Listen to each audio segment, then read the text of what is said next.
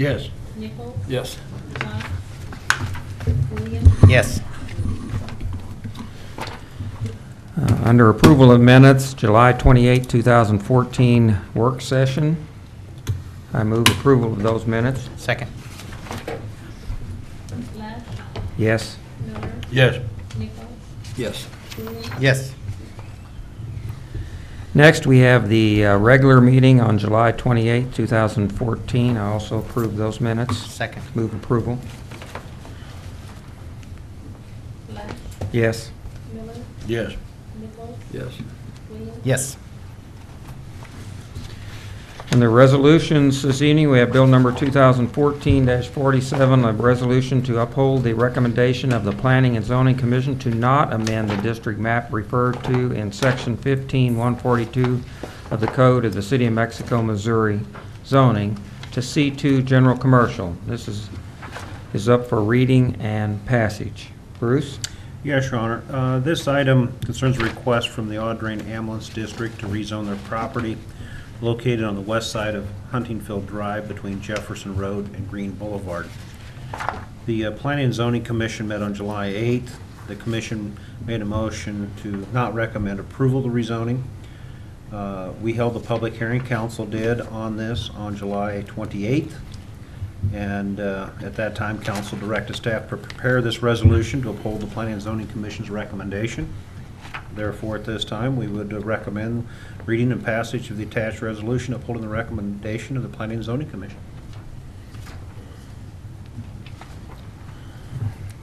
I move for first reading of bill number 2014-47. Second.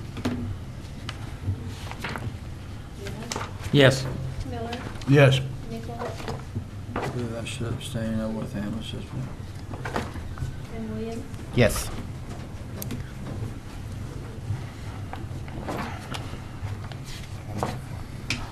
Somebody doesn't like it.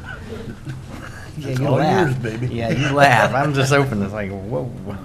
Bill number 2014-47, resolution to uphold the recommendation of the Planning and Zoning Commission to not amend the district map referred to in section 15-142 of the Code of the City of Mexico, Missouri, zoning to C2 General Commercial. Whereas the Planning and Zoning Commission has not recommended the rezoning of the following described property to C2 General Commercial. A tract of land being part of the northeast fourth of the northeast quarter of section 35 and part of the northwest fourth of the northwest quarter of section 36, all in Township 51 North, Range 9, west of the 5th principal meridian in the City of Mexico, County of Audrain, and State of Missouri, being more particularly described as follows, starting at the northeast corner of the southeast quarter of the northeast quarter of said section 35 as described by Audrain County Survey number 4611, thence north latitude 10920 east latitude or east 57.33 feet of the north line of Jefferson Road, thence south 89 degrees 2830 west 11.32 feet to the west line of Huntingfield Drive, described by a deed recorded in book 249 at page 225 of the deed records of Audrain County, Missouri, at the point of beginning from the point of beginning south 89 2830 west along the north line of Jefferson Road, 113.82 feet to the southeast corner of Hickory Ridge subdivision, thence following the lines of said subdivision, north 0, 2620, west 87.82 feet, thence north 634.00, east 354.46 feet to the southeast corner of Rock Springs subdivision, thence following the lines of said subdivision, north 1438.00, east 167 feet, thence north 0, 3240, east 648.82 feet to the southerly right-of-way of Green Boulevard, Highway 54, thence following said right-of-way south 87, 35, 40, east 245, 91 feet, thence south 89, 52, east 32.23 feet to the west line of Huntingfield Drive, thence south 11, 30, 40, west along said line, 1,264.33 feet to the point of beginning in the City of Mexico, Audrain County, in the State of Missouri. Whereas the City Council, after the public hearing, deemed such rezoning to be unnecessary and improper, Now therefore be it ordained by the Council of the City of Mexico, Missouri as follows. Section 1, the district map referred to in Section 15-142 of the Code of the City of Mexico, Missouri zoning is hereby to show the aforementioned property as R1, single-family dwellings. Section 2, this resolution shall be in full force and effect from and after the time of its passage. I move for passage of Bill 2014-47. Move for second reading. Second. Yeah, you second read me. I will second that one. I don't think you want a second. I can second it, I can't vote. Go ahead, second. Yeah, Anyway. okay. Yes. Second. Lash, Yes. Miller, Yes. Nichols, Abstain. Williams. Yes.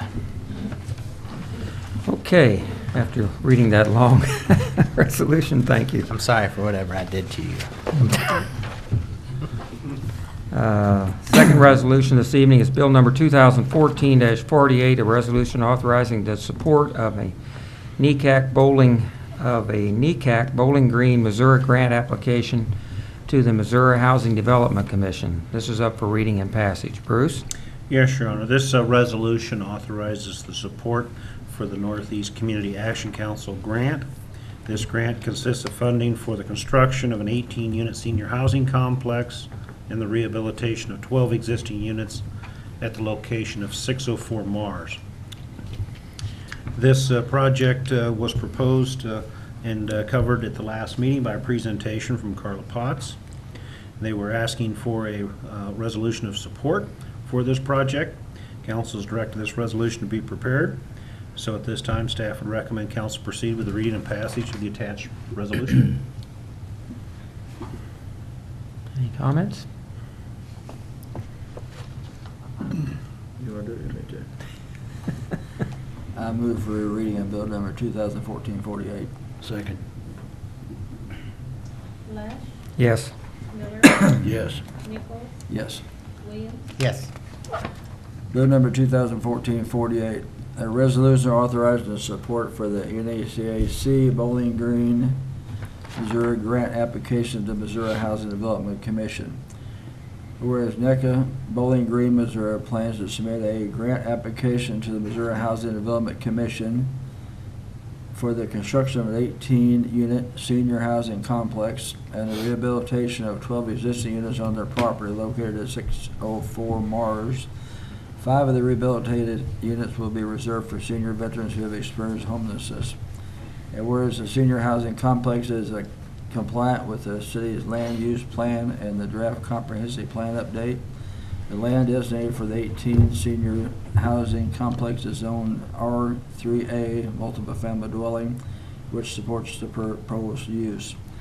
Whereas the funding for the senior housing project would provide safe, decent, and affordable housing for seniors, veterans, and their families residing in the community.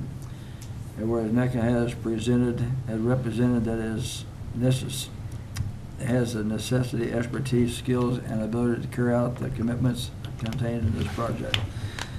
Now therefore be it resolved by the Council of the City of Mexico, Missouri as follows. Section 1, the City of Mexico hereby supports the submittal of the grant application to the MHDC. Section 2, this resolution should be in full force and effect from after its final passage. I move for passage of bill number 2014-48. Second. Lash, Yes. Miller, Yes. Nichols, Yes. Williams. Yes. Okay, under ordinance this evening, we have 2. The first being Bill Number 2014-49, an ordinance for the purpose of providing for the annexation of territory to the existing corporate boundaries of the City of Mexico, Missouri. This is up for 2 readings by title only and passage. Bruce? Yes, Your Honor. The City Council received a petition from Irvine Capital Management, LLC, which is David and Ethel Irvine, to annex their property located at 3460 South Clark into the city limits. The property is located on the northeast corner of South Clark and Cunningham Road. Irvine Capital Management purchased this property to build a new VA medical clinic. The public hearing was held July 14th, 2014. We had a 14-day waiting period to receive any objections. No objections have been received. The ordinance does therefore allow for the annexation. We would recommend the council proceed with the 2 readings by title only and passage of the attached resolution. and the ordinance of the ordinance, and the ordinance has been posted the required length of time.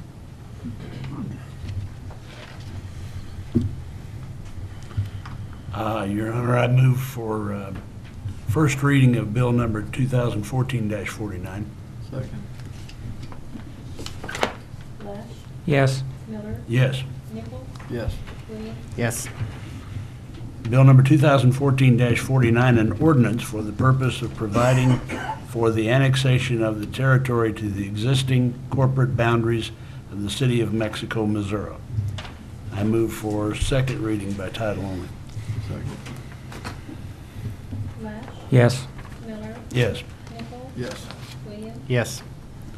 Bill number 2014-49, an ordinance for the purpose of providing for the annexation of territory to the existing corporate boundaries of the city of Mexico, Missouri.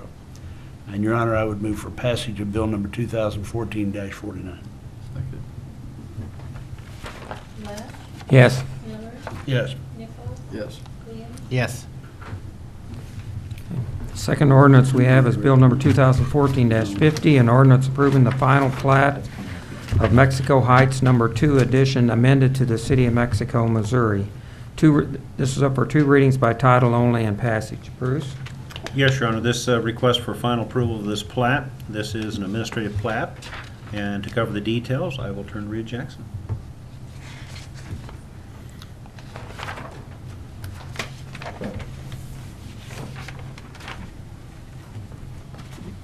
This agenda item concerns a request for final approval of Mexico Heights Number 2 addition amended, submitted by Mike Stevenson and Barbara J. Dodge.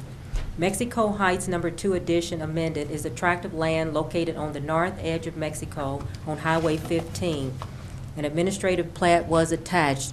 You can see it is outlined there in the green. It's located on the east side of Highway 15,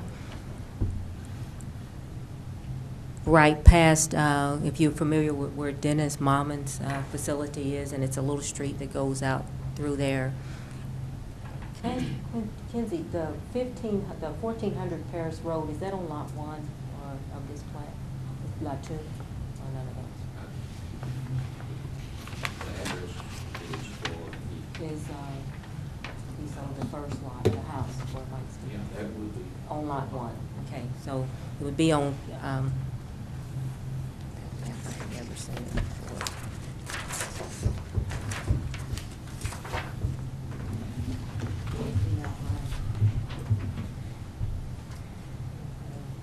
Four lots that were subdivided. This map actually, I think the final plat shows it better than, but that just gives you the location where if you go out Highway 15 and Highway 15 Paris Road turns into Paris Road.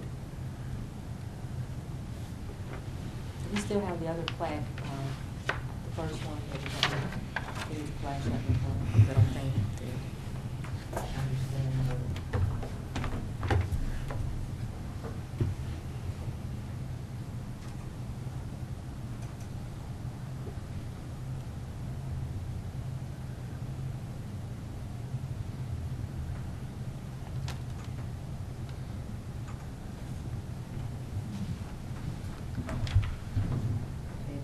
It's actually subdivided in 4 lots. This is lot 1, lot 2, lot 3, and lot 4. And on lot 1 actually would be 1400 Paris Road, which is where there's a residence at this time. Paris Road turns into Highway 15. Final approval was given to the plat on the August 15 Planning and Zoning Committee meeting. A copy of those minutes are attached for your references. Staff has reviewed the proposed plat, and it complies with all city utilities are in place. Staff recommends that council proceed with 2 readings by title only and passage. This ordinance has been posted the required length of time. Mr. Stevens had indicated he would be here tonight for further questions, but something must have come up. He's not here. Basically, it's just a plat. He re-subdivided a tract of land into 4 lots. Rita, the way I read this, Lot 4 would be out of the city limits part of it. It is. Is it correct? Yes. Lou, can we do that? That's my neighbor to the south. I can confirm that from my farm. That property border to me on the south. Mr. Leonardi, is it okay for us to proceed with that? It's just- Half of that lot 4 is outside the city limits. Sure. Your action will only affect the land that is in the The city. city, okay. Thank you. That was one of the questions that came up in the planning and zoning, whether or not they could approve that with it being outside of the city limits, and we had already checked it. Is there road access to all the lots? Is There is. We actually, Steve and I went out and looked at it, and it is access to each of the lots. Yeah, it would all be on 15. Right? I'm sorry? All have access to Highway 15. right? Yes.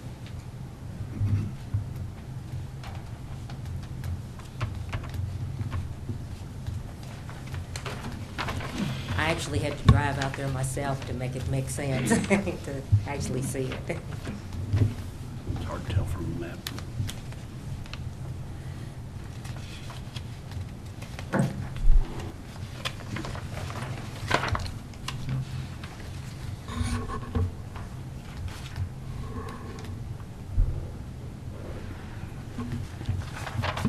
Yes.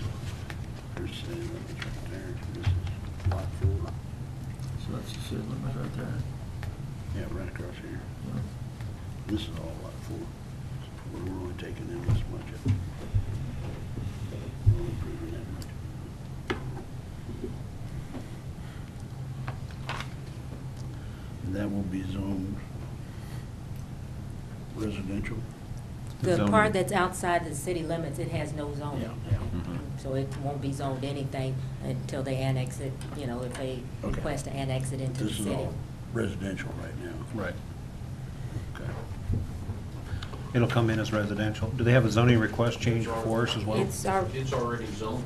right. 'cause It's already in- zoned. This isn't an annexation, just a subdivision, so Yeah. it's already. The zoned. part that's in the city limits It's is already zoned. Is yeah. currently already zoned, yes. R1, R2, R3, what? It's on your other map. Can you flash back on our map, please?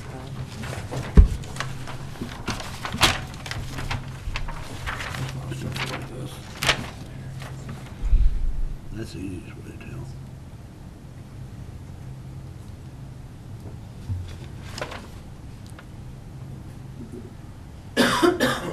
It's R1. Looks like R1, yeah. R1.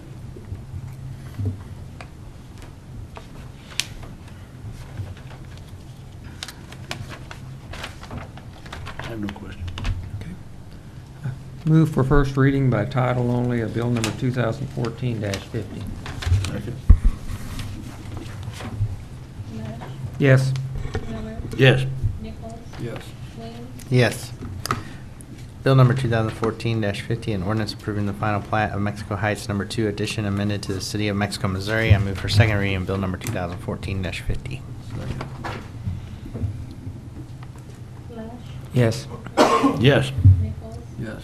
Williams, Yes. Bill number 2014-50, an ordinance approving the final plat of Mexico Heights Number 2 addition amended to the City of Mexico, Missouri. I move for passage of bill number 2014-50. Second. Flash, Yes. Miller, Yes. Nichols, Yes. Williams, Yes. Under other business this evening, we have a staff report, purchase of a portable pump for the wastewater department. Bruce? Yes, Your Honor, to cover the details of this purchase, I will turn to Kenzie Russell.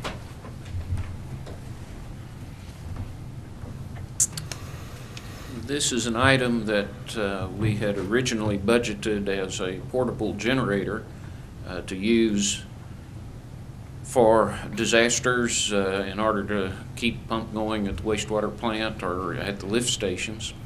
As we began looking at that and realizing we would need transfer switches at all the lift stations, we discovered that over half of the stations already had a coupling on the force main to allow a pump to be attached to. And so we shifted gears slightly and instead spec'd out and took bids for a high-capacity portable pump that could be used at the plant or with the lift stations or in fact for bypass pumping when we need to make repairs on the collection system.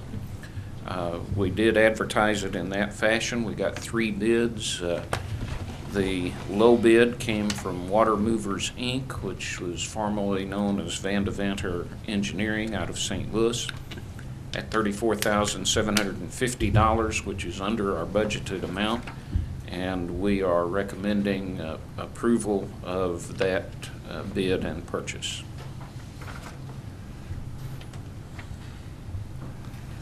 Are these used by other communities, this type of pump?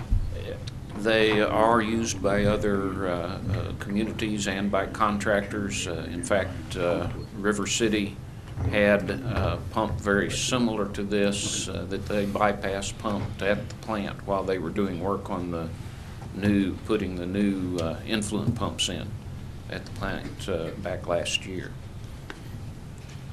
And how hard are those to set up? How long does it take? It's all trailer mounted. At the lift station, it would be a matter of connection of the discharge hose to the force main coupling, and then just dropping the suction hose into the wet well and firing it up.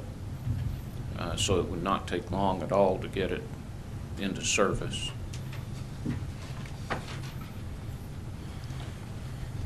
So if we budget for a generator, we can change the pump legally. Yep.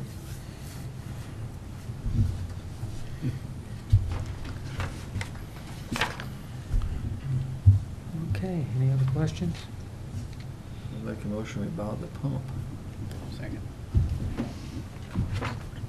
Nash, Yes. Miller, Yes. Nichols, Yes. Williams, Yes. Next, we have a staff report accepting the bid from Nebraska Salt and Grain Company for winter snow removal materials, salt. Well, time to just start thinking about that. Bruce? Kind of hard to think about snow removal in August, but as we learned, you need to do that in advance or otherwise you run out. This is the annual purchase. I will let Kenzie cover the details. Most of the time you won't see these purchases because it's in the supply category, but this one, because of the amount that we're buying, is over $10,000, so it comes to council. Again, as Bruce noted, the size of the purchase to replace the salt that we used this past winter causes this to be over $10,000. In fact, $11,237.50 for 125 tons. We will take delivery in 2 lots, one in November and one after January 1st. The company is holding the price for that period of time. The price is a little higher than what we have paid in the last year, but our winter with polar vortexes and such created a higher demand, and so prices are up. You can see that the competitive price at $104.91 was considerably over the $89.90. Last year we were purchasing salt at $72 a ton, and so it is up over last year's cost. This was advertised in the Ledger, and vendors were notified, and we had 2 bids. We are recommending the purchase from Nebraska Salt and Grain Company in Nebraska. Who did you buy it from last year? North American Salt Company was the vendor last year. How many tons did we use last winter?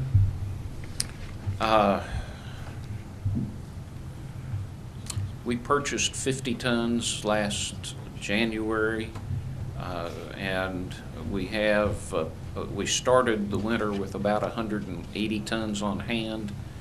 We purchased 50. We have currently probably about 80 tons on hand. So 150 tons or so is what we used. Some organizations last winter ran short, Yes. very short. I know the highway department was moving salt from They rural locations to the urban locations. moved some around the state, yes, to try to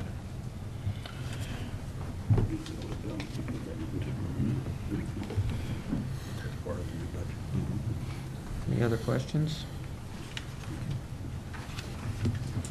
Move we purchase the salt from Nebraska Salt and Grain Company out of Gottenburg, Nebraska, $89.90 per ton. Second. Lesh, Yes. Miller, Yes. Nichols, Yes. Williams, Yes. Next, we have claims. Move we pay the bills. Second.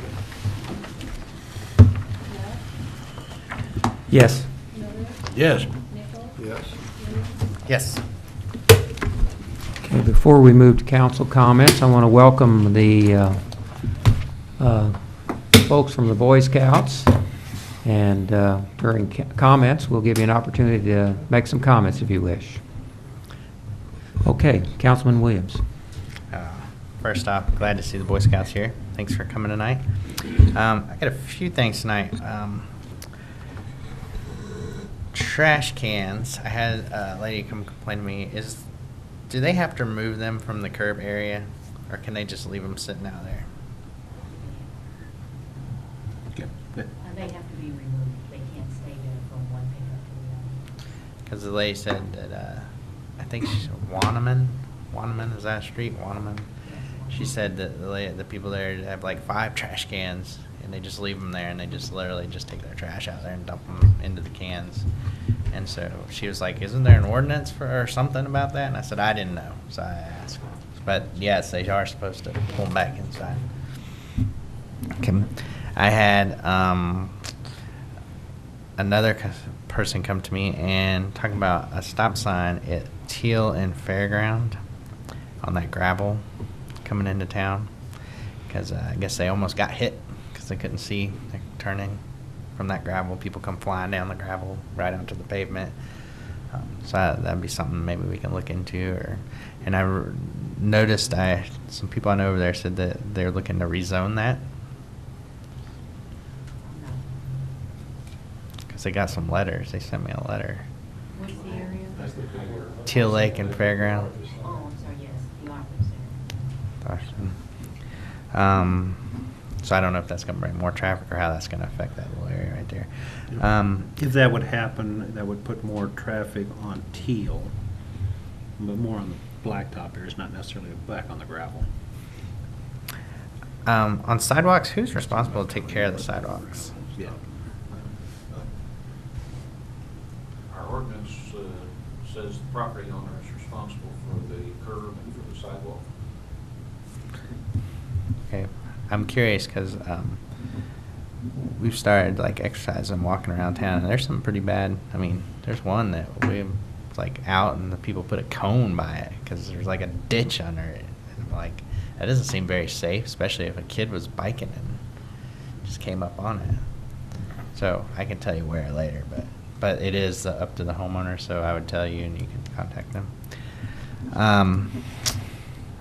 The Offenburg, I had 2 things on Offenburg. One is when they came for that money for the demolition, they said they were going to redo their place, and nothing's happened. Are they considering moving? Have we talked to them? Because that was one of the selling points, help us demolition this, and we're going to do all this. We're going to rebuild and remodel, and nothing's happened out there. And I don't know if that had to do with Pearl moving, and they're thinking about moving, or have we talked to them? I have not had any further conversation with them since then. And second, I had some people ask me about where they're parking their trucks on the bridge. They're parking like really tight to the road right there.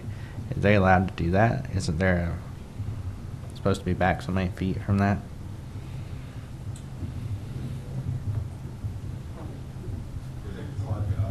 Yeah. Yeah, and they're like really close to the road, and somebody complained. They said, well, I couldn't really see around the curve because all these trucks, and he's like, aren't they supposed to be back some? We would have to check where the right-of-way is or the roadway. They would have the ability to come up to the right-of-way but not get on the right-of-way as long as it doesn't affect the site distance of the traffic. That's something we have to Well, even if it was up to the right of way, wouldn't they be under the same requirements what a fence would be? As far as height? No. No, I don't believe so. Fence is a permanent structure. Cars are moved. Those vehicles are gone from that lot now. I know what you're talking about, they park up on that ramp of that hill, but there's, I think that's some employee parking there now. They I don't know moved if it. that's That's- temporary or. Sold all the trucks. Yeah. And then lastly, I had a lot tonight, sorry. The Cunningham Road, somebody asked me and said, they have a nice sign out there. I had to go look, and they have like a really nice sign. I don't know how they got that sign. It's like right there. It's the, do I? Cunningham Road? Street sign. Yeah. So is that something they did on their own? I'm guessing it's something they did on their own. Is that something that somebody on another street could do? Because that was the question. They were like, well, we'd like to, do something on our street to. The street sign in Cunningham and South Clark, MoDOT put up. They put that. Yeah. If that The is- wooden, it looks like wooden, or If that's the it's in a one, arch over and hanging, and oh, well, that, it's yellow, bright yellow. I had to go look because I was like, what are you talking about? I think that was put up there by the folks that live out on Cunningham. That's what I'm saying. Can somebody do? I mean, can maybe a private put up, but we'd have to check with Steve or whatever, I guess, to see. they have a problem? Their question was basically, can other streets do that to improve their signage? I guess, and basically. I'm assuming it would have to comply with the sign ordinance and go through the permitting process with our building official. But Cunningham Roads didn't. Don't know. Okay. Well, I mean, if you don't know, then no. I don't know what they Yeah. did. I don't know if they did or didn't. We'll check on it tomorrow, get an answer. Okay. That's all. I promise. Wait a minute. Thought you wanted to read the ordinance again. No, I don't want to read the ordinance. Oh, wait a minute. Let me make a comment on the ordinance. People wonder why government gets kind of messed up. Read that thing, okay? Because that did not make sense to quarter to the quarter to the quarter to the. Made sense to that guy sitting back there in the corner. Yeah, those are degrees, seconds, and Minutes, right. But Yeah. it's a very convoluted legal description, and usually within the city limits, you would see that as a subdivision plat, but it's a bigger tract. Back in the old days, we would have to read those, make sure they don't do. I think the next time we do something like that, we could attach the legal as an exhibit, like we did on that resolution. Oh, I like that. The next time. The next time. I read it. I was gonna tell him it's gonna be done next time. I don't have any problems, no complaints, happy for the rain. Had the opportunity to take away business from Mexico, but the state fair is going on right now. And it is cool weather down there, they've got rain. It's a good place to go and support your state. Yeah, that's it. Well, I'll echo the welcome to the Boy Scouts. We're glad to have you here. First of all, I wanted to mention that I saw the lights in action on Promenade Street, the new LED lights, and they are infinitely better than anything else that we have out there. The white light, it does show up good, shows up the storefronts, the doorways, and I was very pleased to see that.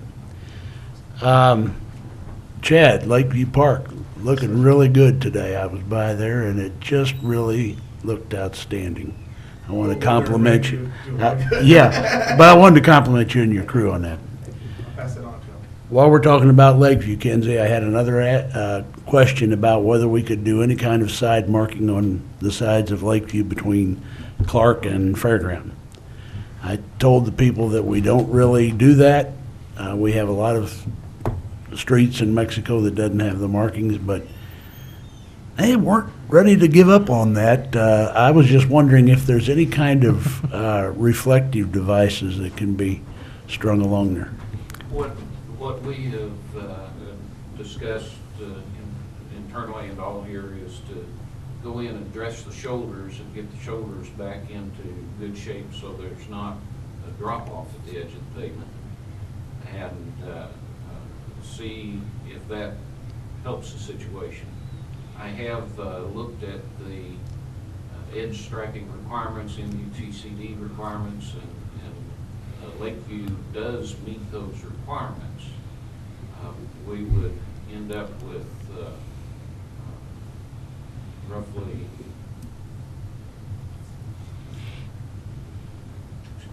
four, well, counting the center line stripe as well as the edge, you'd end up with 6 miles of additional striping and painting for us to maintain.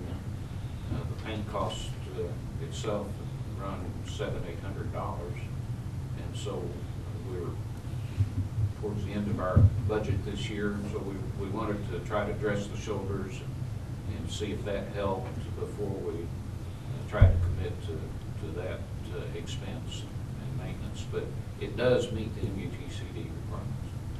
Well, good, maybe we can find something that we can do there. I was going by there the other night about 6 o'clock in the evening, and there was a gentleman who lives out there over on the south side of the roadway with a shovel trying to build up the edge of the ditch himself. So it is a problem. It does need to be addressed, I think.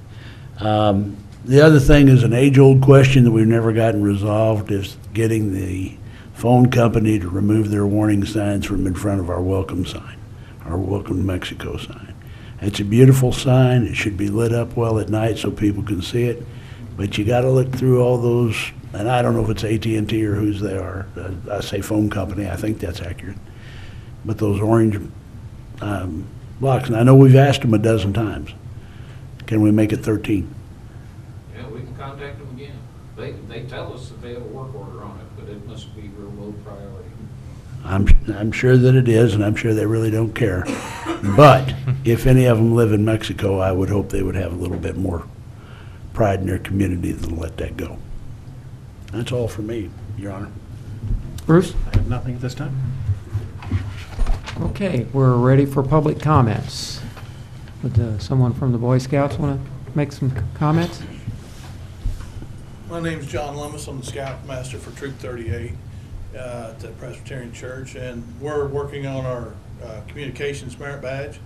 And one of the requirements for that is to attend a local county or state government meeting to see how things are communicated, which we got a pretty good lesson from Mr. Williams there to begin with. They're all confused now. Just like to say thanks for letting us come in here and attend the meeting. I would like to make a request. If you guys know of any projects that kids need that could possibly do, small projects for the city to benefit the city, be more than happy to entertain any type of undertaking, whether it be, benches on the walking trail or maybe some conservation work to prevent erosion in any of the various parks. We'd be glad to pitch in and do it as part of an Eagle Scout project. I would just encourage you to kind of keep that in mind. I think Chad would be glad to talk to you. Oh, okay. All right, we'll get together after the meeting. No, that's all I have. I Okay. appreciate it. Thank you very all much. for coming. Are they painting stripes? No. No. Any other public comments? Seeing none, I move we adjourn. Second. Scott, Yes. Kelly, Yes. Hinkle, Yes. Williams, Yes.